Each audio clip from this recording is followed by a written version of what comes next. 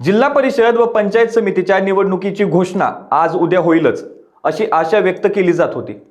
मात्र राज्य निवडणूक आयोगाकडून अद्याप तरी अधिकृत तारीख जाहीर न झाल्याने गेल्या 3 ते 4 महिन्यांपासून प्रचारात उतरलेल्या इच्छुक उमेदवारांमध्ये अस्वस्थता पसरली आहे। जिल्हा परिषद निवडणुकीसाठी इच्छुकांनी अनेक महिन्यांपूर्वीच तयारी सुरू केली होती। नमस्कार, मी बालाजी शिंदे आणि तुम्ही पाहताय लोकाशा टीव्ही। गावोगावी संपर्क दौरे, बैठका तसेच संभाव्य प्रभागातील मतदारांशी थेट संवाद साधण्यावर भर देण्यात आला होता। काही इच्छुकांनी तर आर्थिक खर्चालाही सुरुवात केली असून प्रचार साहित्य, वाहन व्यवस्था, कार्यकर्त्यांचं नियोजन यासाठी मोठी गुंतवणूक केली आहे। मात्र निवडणूक जाहीर न झाल्याने हा सारा खर्च आणि मेहनत वाया जाण्याची भीती व्यक्त होत आहे। राज्यात सध्या 32 जिल्हा परिषदा आणि 336 पंचायत समित्यांच्या निवडणुका प्रलंबित आहेत।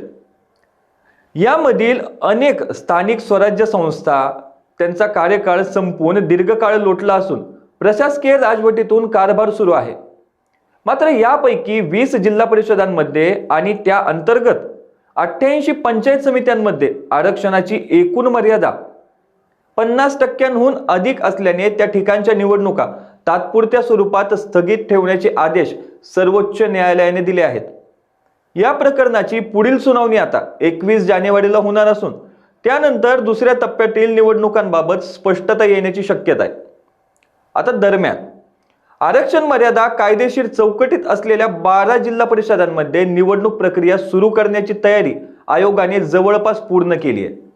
सर्वोच्च न्यायालयाने राज्यातील स्थानिक स्वराज्य संस्थांच्या निवडणुका 31 जानेवारी पूर्वी घेण्याचे स्पष्ट निर्देश दिले आहेत। त्यानुसार कायदेशीर अडथळे नसलेल्या जिल्ह्यांमध्ये निवडणुका घेण्याची प्रक्रिया राबवण्याचा प्रयत्न केला जात आहे। पहिल्या टप्प्यात कोण आहे तर पहिल्या टप्प्यात पुणे, सातारा, सांगली, सोलापूर, कोल्हापूर, रायगड, रत्नागिरी, सिंधुदुर्ग, छत्रपती संभाजीनगर, परभणी, धाराशिव आणि लातूर या जिल्हा परिषदांचा समावेश आहे।